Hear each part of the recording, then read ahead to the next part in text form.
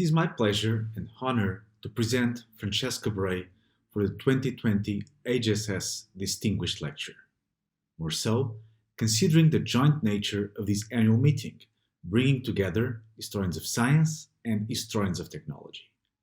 Already in 1984, in the volume she authored for the monumental Science and Civilization in China book series initiated by Joseph Needham, Bray questioned what were then common ways of separating science from technology and how to think about the relations between the two.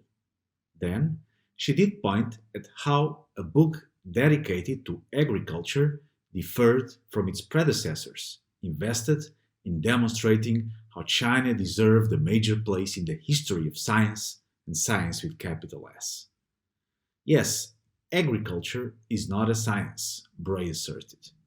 But it is also not, she said, a mere catalogue of arbitrary facts, and should be considered instead as the technological system par excellence that mediates between nature and society.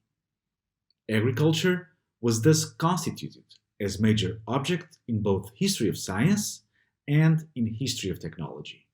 Following this brief presentation, you will be treated to a demonstration through tubers on how productive this early insight of Bray's work has been. Later, in an influential article published in the British Journal for the History of Science, Bray would revisit the debate to suggest the importance of keeping the terms science, techniques, and technology in face of the growing use of knowledge and practice.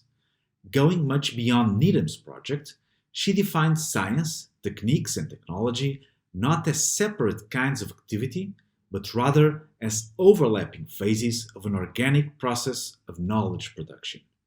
Bray did make clear what distinguished the three, but in doing so, instead of separating clearly the field of history of science from the history of technology, she demonstrated how through constant overlapping, historians of science were also historians of technology, and how historians of technology were indeed historians of science. Bray's approach has important disciplinary consequences, not limited to the always troubled relations between history of science and history of technology. An example is her Technology and Gender, Fabrics of Power in Late Imperial China. Paying attention to everyday technologies of food, shelter, and clothing, she made technology a key component of our historical understanding of gender making, spanning from the Song to the Qing. The book is an important milestone in discussions of women and technology, but also of historical ways of making manhood and difference broadly conceived. The main point is not the inclusion in mainstream narratives of overlooked constituencies or geographies. As I understand it, the challenge Bray poses us is not to include more women, places, or ethnicities in our narratives.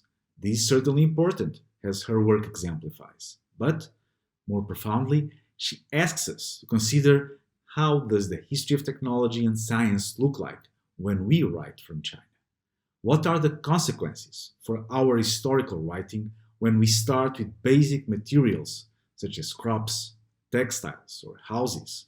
Or, as she put it, when we start with the fundamental level at which epistemes and relations of power are embodied, the everyday technologies that shape material worlds. The anthropological style and command of the longue durée of all her major narratives are eloquent answers to these elemental questions. Francesca Bray has been a major advocate for the institutional internationalization of our fields.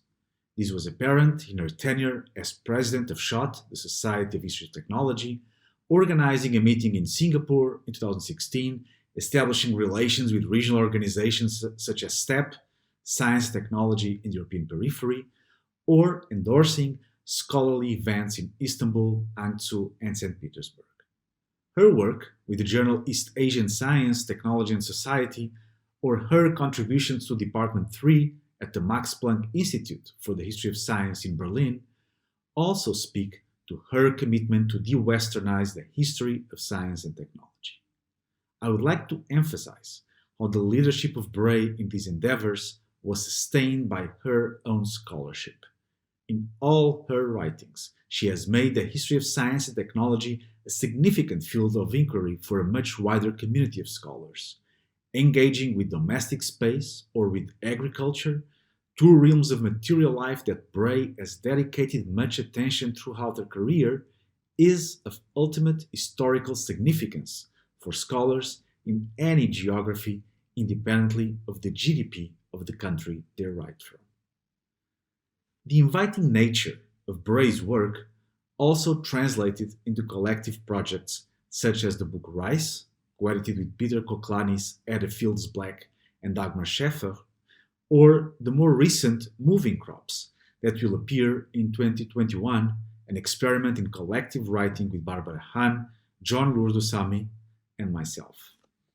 Both exemplify Bray's form of approaching history of science and technology: collectivist, anthropological, longue durée, playful with spatial scales. Bray's work provides an exemplary answer to Helen Tilley's question, "Is the history of science ready for the world?" posed in a recent focus section of ISIS dedicated to global histories of science. Paraphrasing, we might ask instead, is the history of science ready for Francesca Bray? So it's an honor to be invited to give the HSS Distinguished Lecture, and I'm especially delighted to do so in 2020 at this joint meeting between HSS and SCHOTT.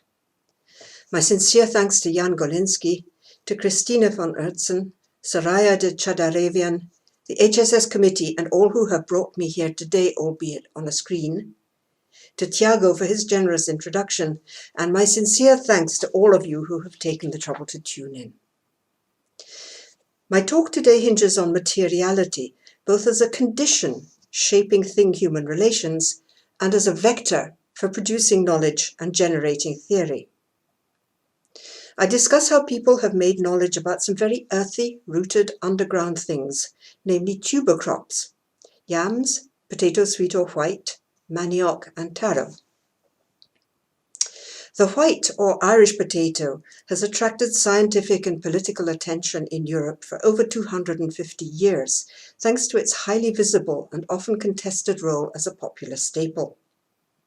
Even so, historians of science and technology have only lately begun to explore its potential as a revealing historical object, with 3 important studies published in the last 6 years.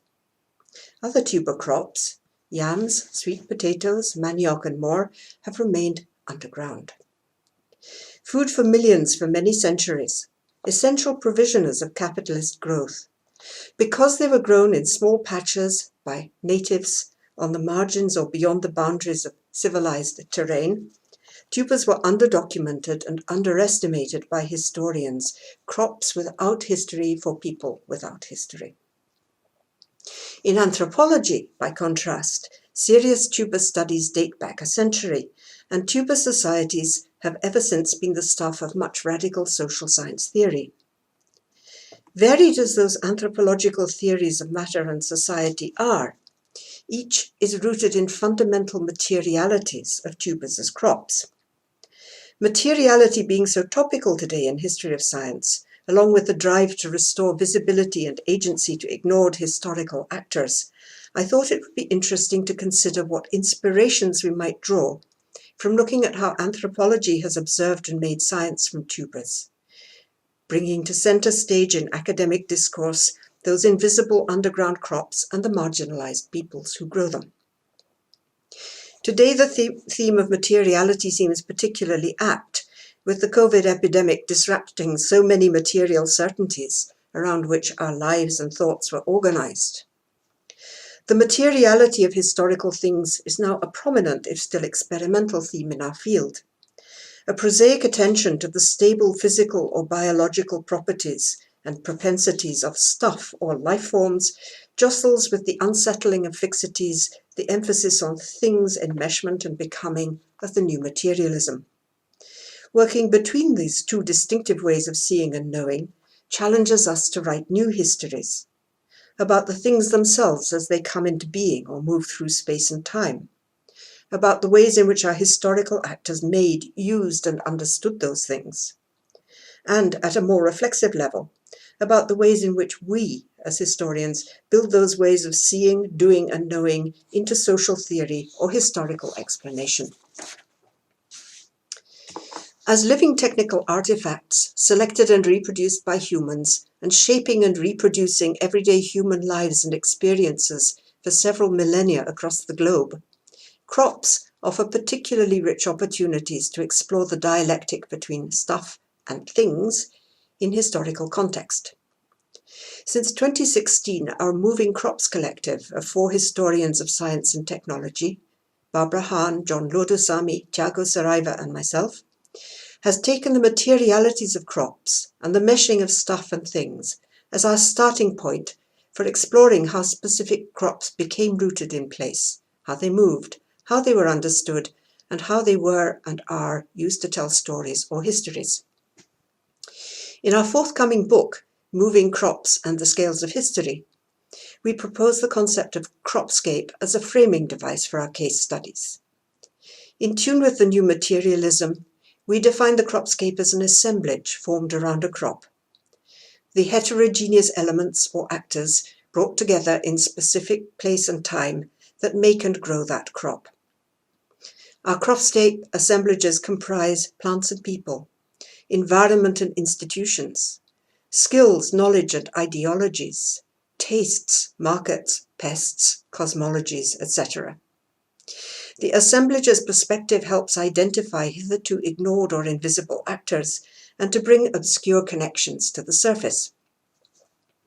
We propose the cropscape not as an object with strictly defined boundaries and components, but as a way of looking, an infinitely adjustable framing device to help illuminate shadowy presences, change scale or focus, survey at global level, or dive underground among the roots and worms.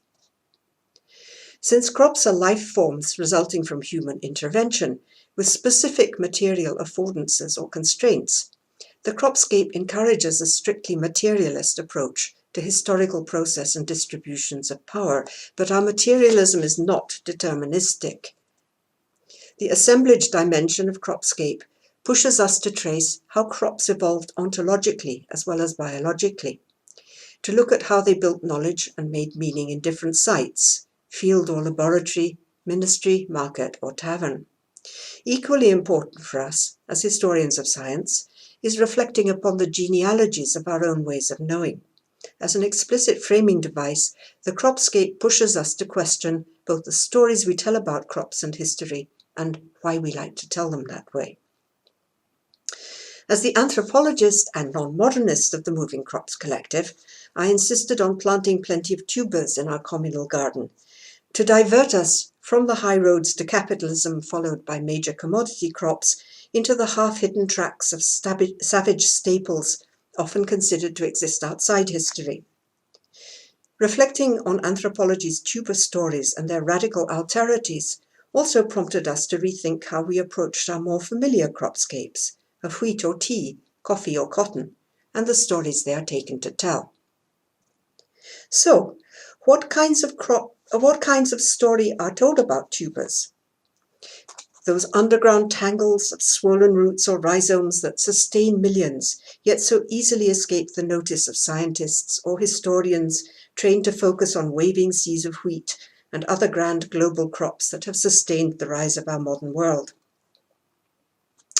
Most histories of food crops reserve the star roles for cereals. Today's global crops of wheat, maize and rice dominate narratives and theories of the rise and fall of civilization and empires, of the development and circulation of expertise and capital, and the shaping of terrain, technical practices, and social relations from prehistory through to the present.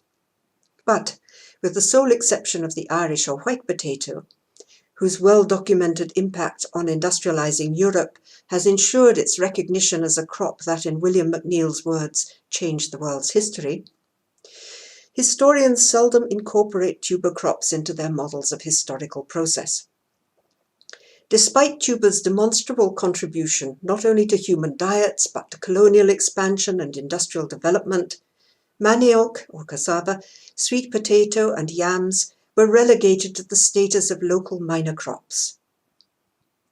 Hidden away in plots on the margins of plantations or in swidden gardens in the depths of the tropical forest, their rich harvests invisible beneath the soil, cultivated not with ploughs and tractors but with digging sticks or hoes, they were the crops of people without history. In the history of science and technology, even the potatoes that played such an important role in provisioning Europe's transition to modernity remained largely invisible until very recently. Then studies suddenly burgeoned. The last 6 years saw the publication of a cluster of fine works: Feeding France by Emma Sperry, Fascist Pigs by Tiago Saraiva, and Feeding the People by Rebecca Earle. These focus on potatoes in science, diet, politics, and the economy. All this suggests that tubers can be good to think with in our field. But what kinds of thinking do they inspire, and why now? I shall return to that presently, but first I want to sketch the material properties that make tubers special. Then I present the rich field of tuber studies as it has evolved over decades in the down and dirty discipline of anthropology, which relies on ethnography rather than archives to give people and things voices. So starting with tuber properties. In Against the Grain, published in 2017, James C. Scott takes the material characteristics of cereal crops to build bold arguments about the historical emergence of state societies, their modes of labor organization, surplus extraction, social hierarchy, and institutions. He notes that the size and durability of cereal grains means that they can easily be moved, stored long-term, and distributed. As domesticated annual field crops, their rhythms and scales impose time disciplines that encourage strict coordination and control of labor, etc. Scott's deep history looks only at the earliest states, but prompts us to reflect upon how cereals' materialities were woven into later institutions and theories, from taxation regimes in the Roman, Inca, or Chinese empires to modern development economics and crop research priorities. The bedrock assumptions of our modern cereal civilizations are further illuminated by the many radical contrasts with tuber societies. In what sense do tubers and their cropscapes constitute a category? Although they belong to different genera, all tuber crops share key botanical and material characteristics that govern how they are grown, consumed, conserved, and exchanged, how they accrue meaning and value, and how they have been theorized by scholars. First, tuber crops are usually reproduced not from seed, by sexual reproduction, but by planting eye sections of selected tubers, that is, by vegetative reproduction or cloning.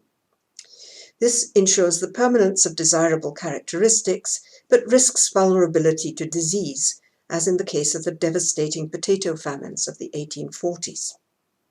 Secondly, tubers thrive on poor land and yield vastly more calories than other food crops, but they are lower in proteins than cereals.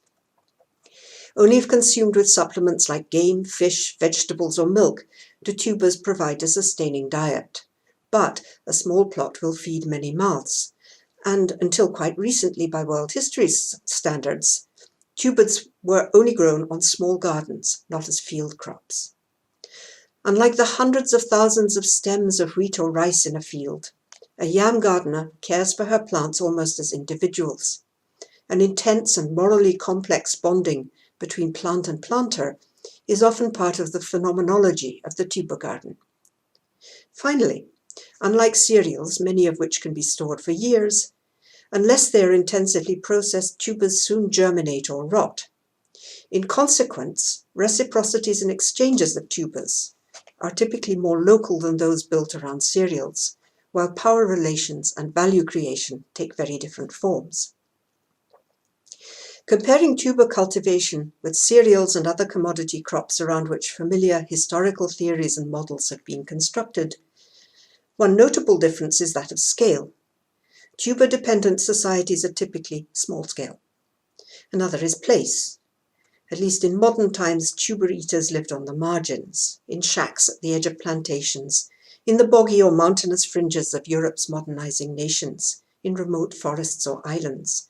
Not surprisingly, these groups of people appear only sketchily, if at all, in the historical record. And here we step into the terrain of anthropology and the ethnography of materialities. So now I go on to the anthropology of tuber cropscapes. Unlike historians, anthropologists have long been fascinated by human-tuber relations. They have developed a whole spectrum of social theories inspired by the material, moral, and ontological intricacies of small and apparently isolated tuber societies. In dialogue with archaeology, cultural and political ecology, and environmental history, anthropologists have been thinking with tubers and building theories around human-tuber relations for a century, beginning with Bronislaw Malinowski's foundational study, The Primitive Economics of the Trobriand Islanders, published in the Economic Journal in 1921.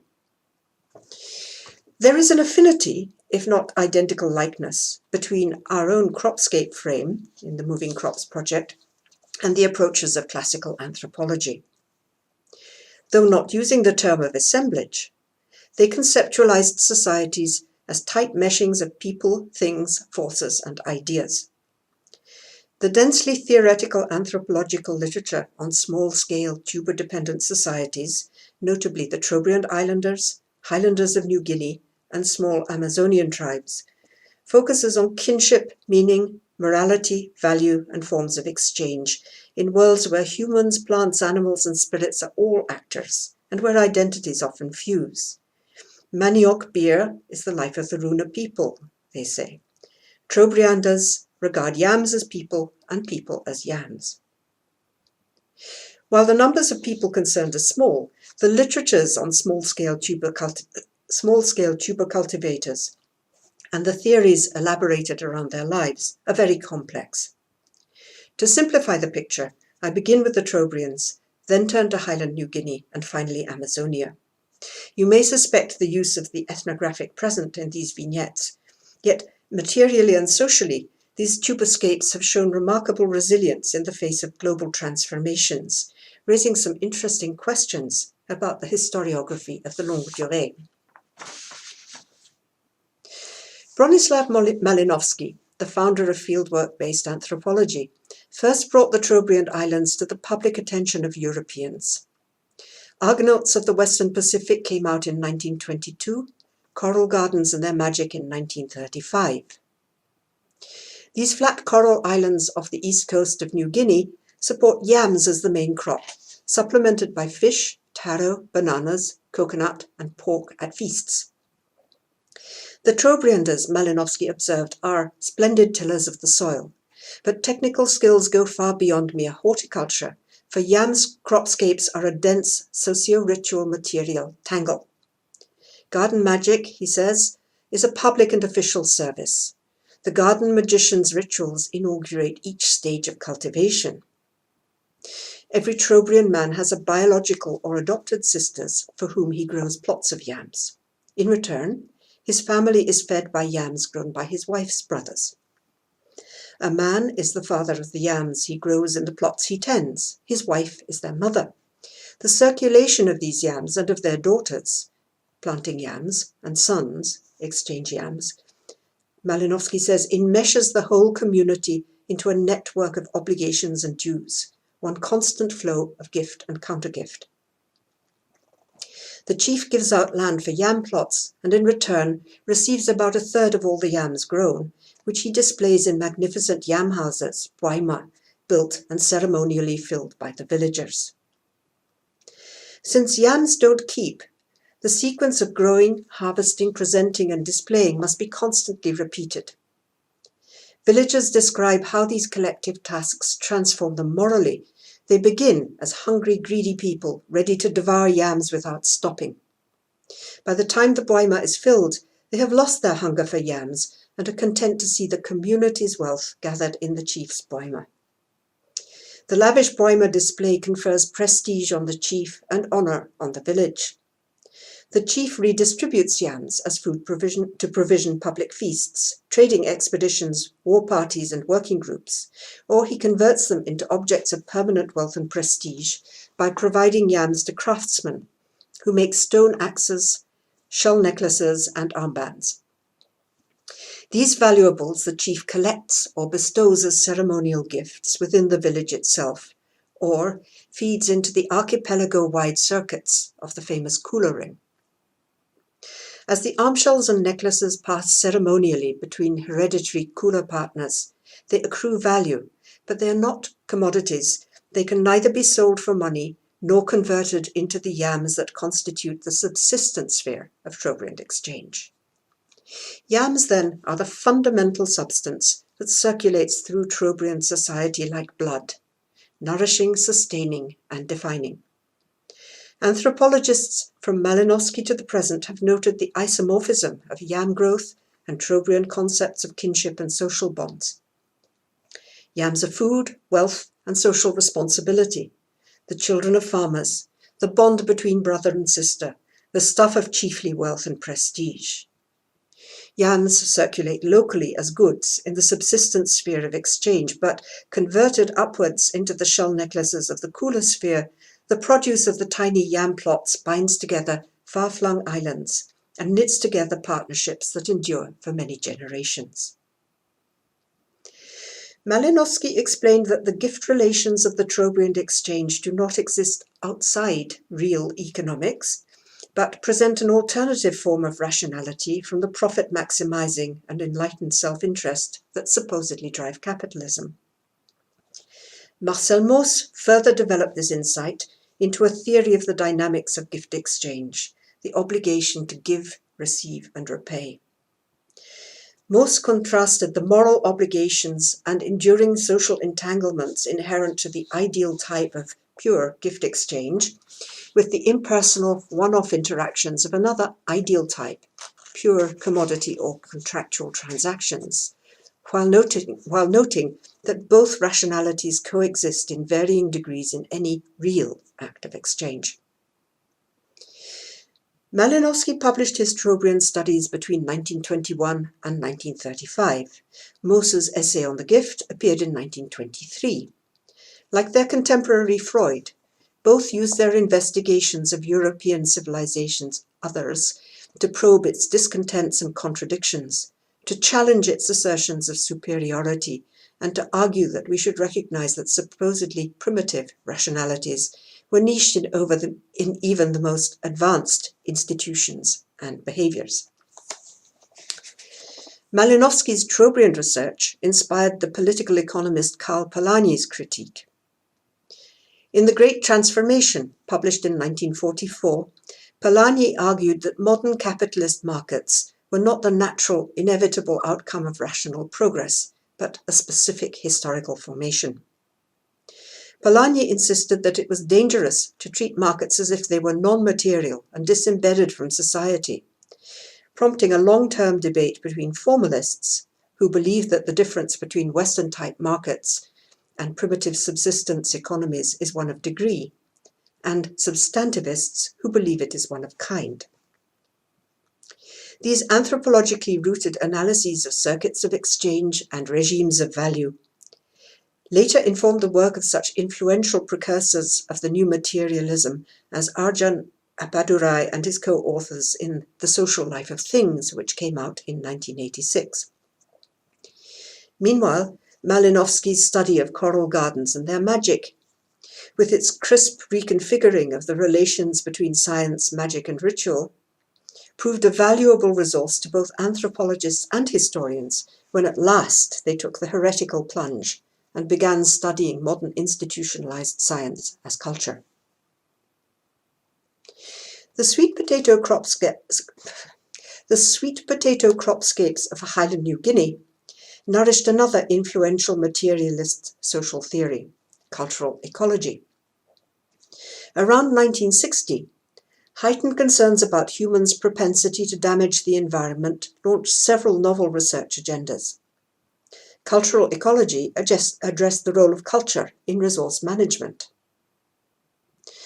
Among the mosaic of small highland groups, Pigs play a crucial role in building prestige and maintaining social alliances and identity.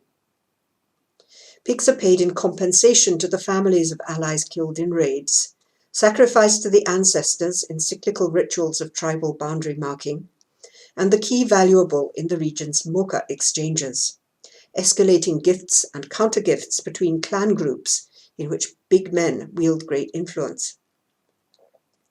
In a boundary ceremony, where hundreds of pigs are sacrificed, all but the immature pigs are slaughtered. The blood is dedicated to the ancestors, most of the meat is given to allied tribes, and some is consumed in a communal feast. In a mocha, the live pigs are given away to another tribe. The goal is to give more than has been received, ratcheting up the stakes continually. For one mocha in 1974, prepared over 5 years, Onka, big man of the Kawelka tribe, hoped to assemble 600 pigs, as well as sundry cows, cassowaries, a truck, and £5,500 in cash. How is it possible for small tribes of swidden horticulturalists to raise such huge numbers of pigs? In 1967, the anthropologist Roy Rappaport's classic of ecological anthropology, Pigs for the Ancestors, investigated the sustainability of the pig-based ritual cycle, conducting a quantitative, energetic and environmental study of Highland villages' garden yields, dietary requirements, labour resources, and the costs of pig raising. Ideally, boundary rituals were held every 5 years. Mocha likewise took several years to prepare. Noting that the size of a tribe's pig herd fluctuated wildly depending on the point reached in the cycle of ritual obligations, Rappaport concluded that there was a tipping point in pig raising. Up to a certain number, pigs could conveniently be fed on imperfect sweet potatoes and household waste, so not competing with humans for food, while their manure and rootling improved the sweet potato gardens. But too many pigs damaged the gardens and did compete with the villagers for food. At that point, holding the ritual became urgent. Wives who tended the pigs and grew the sweet potatoes to feed them were the first to agitate for pig-eliminating rituals to be held. Cultural ecology's interest in human environmental cycles and their durability intersects with the concerns of today's historians of environment, climate, and world systems. Meanwhile, the methodological fusing of biological science and cultural analysis pioneered by cultural ecology in studies of environments such as the Highland pig potato cropscape is currently finding new forms in historical ecology and the historiography of the Anthropocene. Moving on to the jungles of Amazonia, they are the heartland both of manioc domestication and of structuralist anthropology, whose theories address the restless, fertile tensions and resolutions of raw and cooked, male and female, human and non-human, underlying the sharing and giving, cycles of reciprocity, transubstantiation and ontological crossings that characterize Amazonian cultures. The Naparuna of Ecuador are typical Amazonians, hunter-gatherers who also tend manioc gardens. Runa men fish and hunt for game. The meat they bring back is prepared and cooked by the women, and thus converted into food which is human sustenance. Women grow, prepare and cook manioc, the food staple.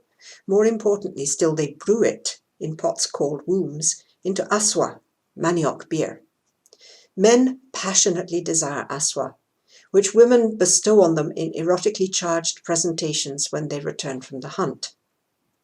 Women as passionately desire meat. Thus every action, every meal, becomes a celebration of gender complementarity. Aswa itself is celebrated as the essence and breath of Runa being.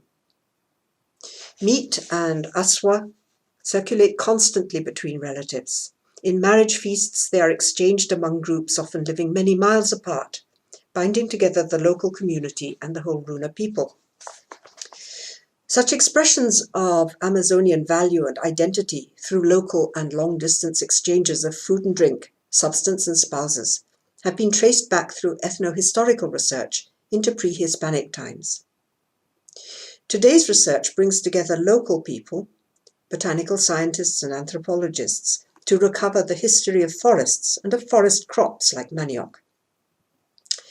Mirroring indigenous Amerindian custom of recognizing the agency of animals and plants along with humans, this research unfolds a story where the desires and affordances of the manioc plant itself, as well as of humans, account for a domestication that is a dialogue between wild and tame, adventitious and tended plants, gatherers and gardens, evolving over millennia. The cropscapes of manioc and other tubers sustained areas of dense population, possibly states, for centuries before the arrival of the Spanish, while other forest-dwelling groups tended cultural forests of palms and Brazil nuts.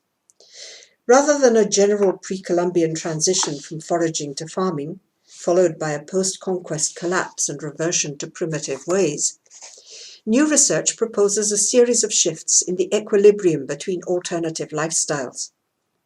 In The Livelihood Mosaic of Amazonia, argues anthropologist Laura Rival, groups choose according to circumstance to switch between trekking, which relies on the semi-domesticates of cultural forests, and settled farming of intensively cultivated domesticates, including manioc. Such choice-making is still observed today. These insights could usefully be extended to unpack the complex synchronicities and mobilities that underlie apparently linear crop histories or homogeneous cropscapes elsewhere. Indeed, the Amazonian cropscapes call into question the very concept of domestication, which plays such an important part in European representations of the stages of human civilization and mastery over the natural world. The boundaries between humans and other species that appeared so clear and insurmountable to European colonizers were meaningless to the peoples of lowland South America and the Caribbean. Concerning what we think of as human-animal relations, Amazonian thought, characterized by Eduardo Viveros de Castro and other Amazonian anthropologists as perspectivism, supposes a constant epistemology and variable ontologies. What jaguars see as manioc beer, which is the proper drink of people, whether they be jaguar people or human people, humans see as blood. When planting manioc cuttings, Philip Descola noted, Ashwar women water them lavishly with a red concoction of annatto. This is the blood that they hope will satisfy the vampiristic hunger of the infant manioc plants, who will otherwise suck the blood from village infants for the sustenance they need to burgeon. Rival and her biologist colleague Doyle McKee suggest that perspectivism might be an important element guiding Amazonian practices of plant domestication.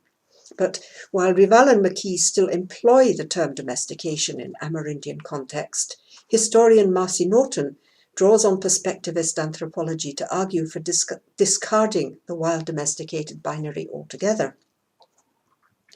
The fundamental dividing line, she says, was between wild and tame beings, which bridged and superseded the human-non-human binary, grouping human kin and tamed animals on one side and human enemies and prey on the other.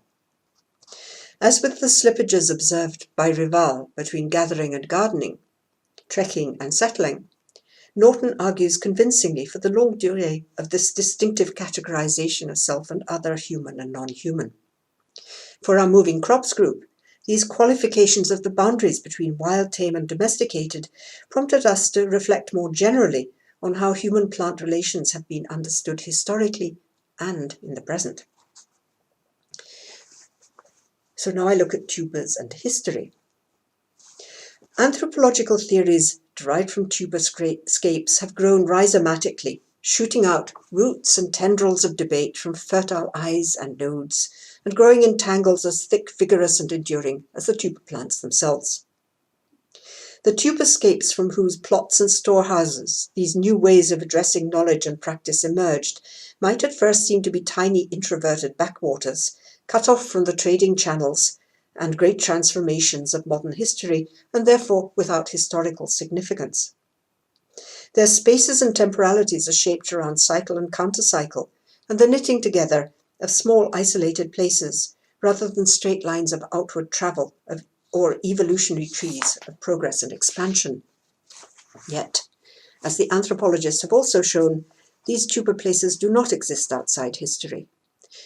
They have successfully ridden challenges from pre-Columbian states, conquistadores and missionaries, rubber, mining and timber companies, sugar and coffee plantations, colonial offices, parliamentary representation, NGOs and contemporary media to survive into the present day. As historians of science and technology, we should ponder the implications of this resilience and of the powers of a tuber cropscape to connect its inhabitants into wider circuits of the evolving world economy. We should also consider the part that the epistemologies and material practices underpinning such alternative, supposedly anti-historical patterns of scale, direction, and chronicity might contribute to rethinking the grand sweeps of global transformation that captivate today's historical imagination.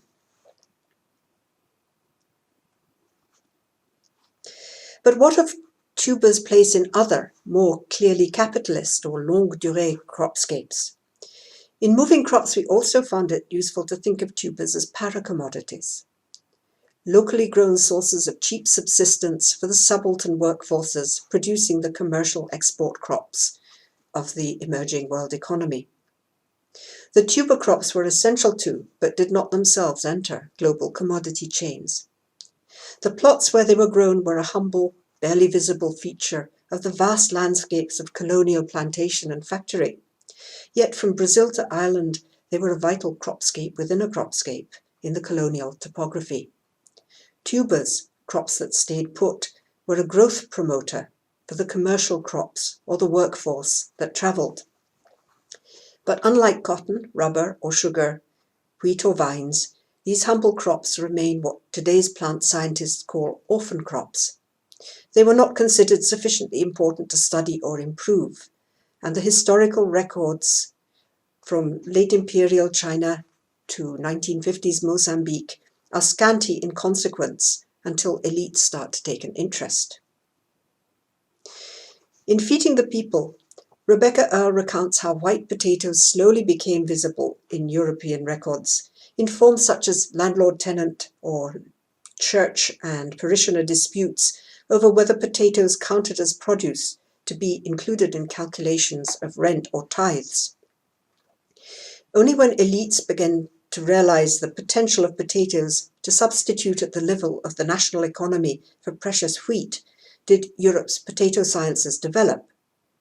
These sciences included theories about national wealth and national diet, research on how to turn potatoes into bread, a failure, and then scientific investigations into potato pests and potato breeding.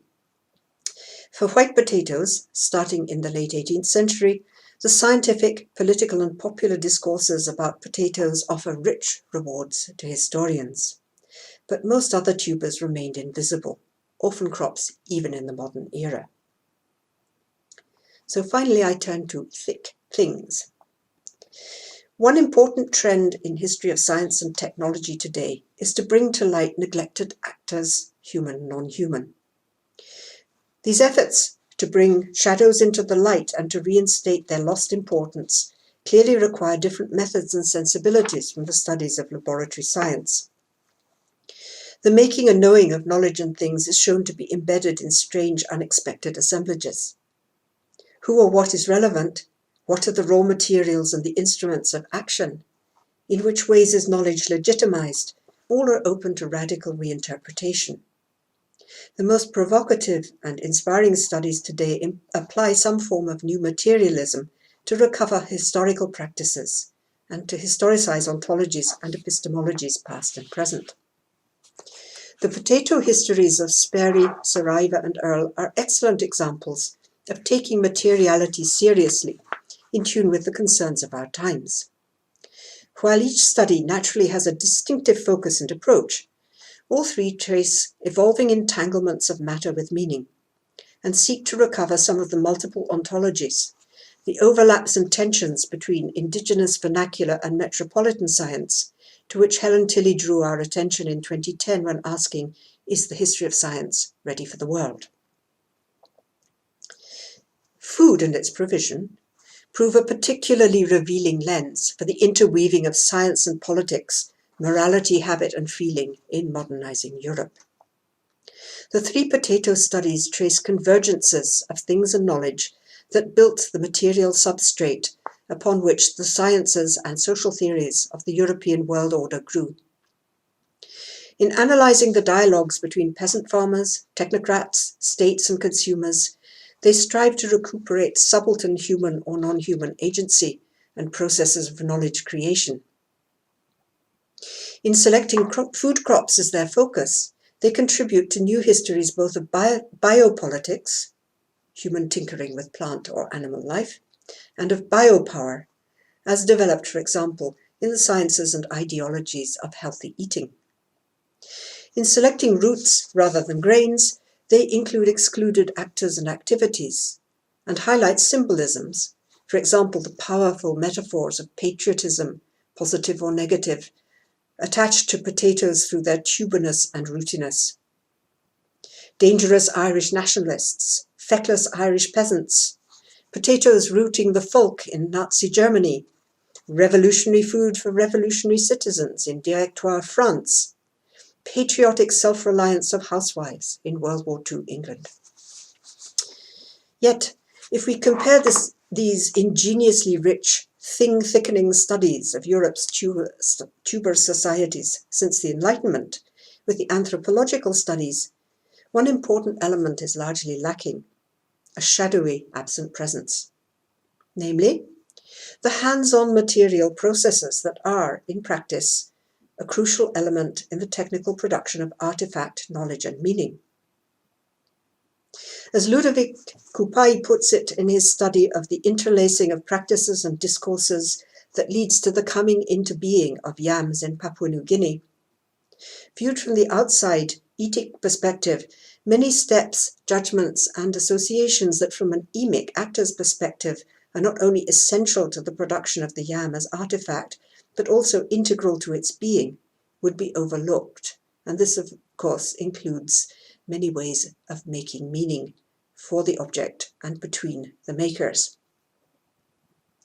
The meaning and power of the magnificent long yam decorated and displayed on its stand in Papua New Guinea, the patterns of thinking about technical process and social relationship that grew the yam, these cannot be apprehended without being there. And even then, as Coupaille insists, you need to learn how to look and listen.